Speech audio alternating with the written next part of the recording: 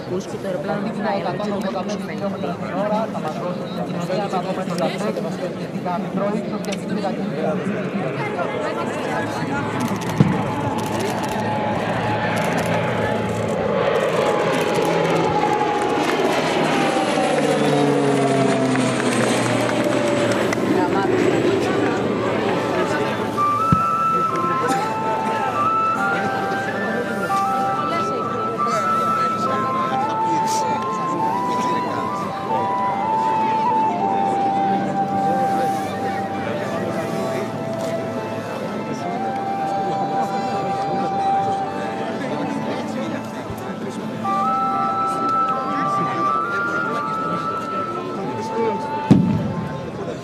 Άνοδο για κλειστό κύκλο προσγείωση ο οδηγητής να σας κάνει μια επίδειξη της ικανότητας του καθένα να προσγειώνεται σε διάδρομο με μήκος μικρότερο από 600 μέτρα.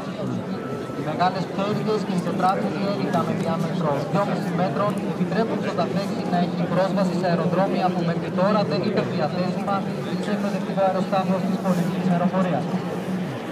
Κυρίες και κύριοι, ελπίζουμε η σημερινή επίθεση να σας έδωσε μια ιδέα των δυνατοτήτων του ταφέξι και των οδηγών μας κοινούς και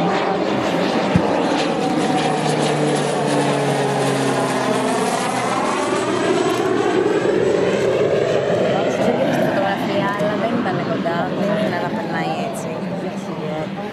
Μας επιτρέπουν να συνοδεύσουμε από την επαγγελματικότητα το έργο μας που δεν είναι άλλο παρά να προσφέρουμε την αεροπορία και τώρα είμαστε στους καλύτερους συντάκτες του κόσμου.